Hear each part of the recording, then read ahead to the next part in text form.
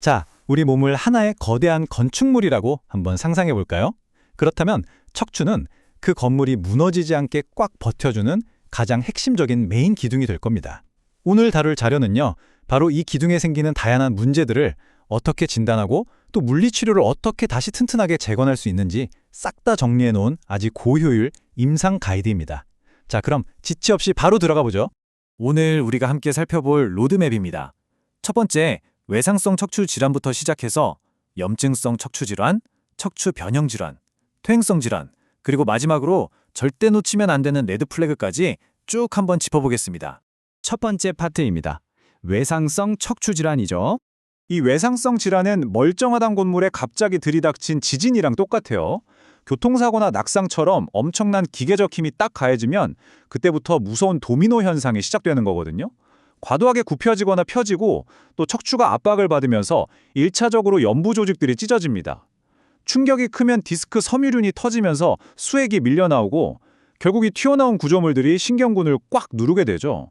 척추관이 좁아지고 불안정해지면서 염증성 통증이랑 신경병성 통증이 복잡하게 막 뒤섞이는 정말 순식간에 벌어지는 파괴적인 연쇄 반응입니다.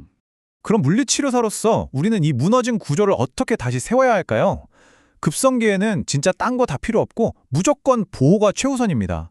환자가 침대에서 통나무 굴리듯이 안전하게 일어날 수 있게 로그롤링 기법부터 확실히 교육하는 거죠. 그러다 아급성기로 넘어가면 통증이 허용하는 범위 안에서 조금씩 가동성을 회복하고 코어를 꽉 잡아줍니다. 마지막 기능기에 도달하면 어떻게 될까요? 근력이랑 지구력을 한계까지 확 끌어올려서 환자가 일상이나 스포츠 현장으로 다시 힘차게 돌아갈 수 있도록 부하 관리를 해주는 겁니다. 침대에서 일어나는 것부터 시작해서 필드를 다시 뛰게 만드는 것까지 진짜 완벽한 빌드업이죠. 자, 두 번째 파트는 염증성 척추 질환입니다. 아까 외상이 갑작스러운 지진이었다면 염증성 질환은 척추뼈 사이사이를 아주 서서히 남몰래 태워버리는 만성적인 불실환 같아요.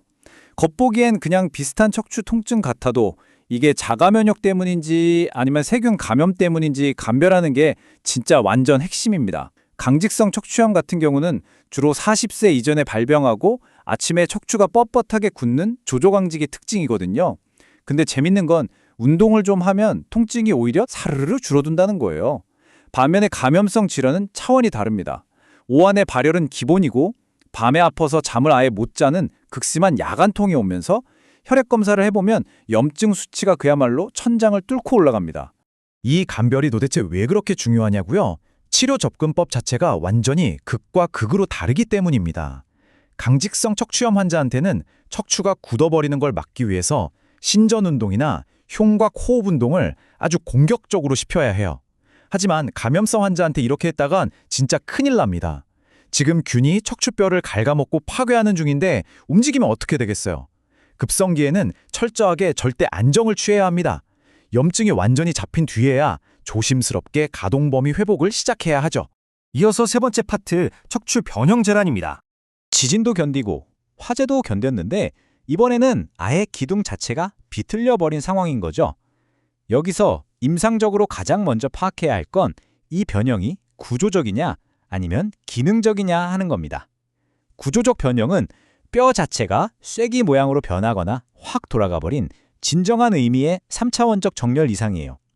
반면에 기능적 변형은 단순히 평소 나쁜 자세나 근육 불균형 아니면 다리 길이 차이 때문에 생기거든요. 다시 말해 기능적 변형은 우리가 올바른 물리치료만 딱 들어가도 훨씬 더 쉽게 기가 막히게 교정될 가능성이 높다는 아주 희망적인 뜻입니다. 하지만 뼈 형태가 이미 굳어버린 구조적 측만증이라면 얘기가 좀 다릅니다. 여기서 아주 혁신적인 물리치료 접근법이 등장하는데요. 바로 PSSE, 물리치료적 측만증 특화 운동입니다. 대표적으로 슈로스 메소드가 있는데 이건 그냥 흔한 스트레칭이 절대 아니에요. 찌그러져 있는 흉곽을 빵빵하게 부풀리는 특수한 호흡법을 쓰면서 3차원적으로 척추의 역회전을 유도해내는 아주 똑똑하고 디테일한 보존적 치료법입니다. 측만증 말고도 앞뒤로 휘어버린 척추를 어떻게 생체 역학적으로 해결할지 한번 볼까요?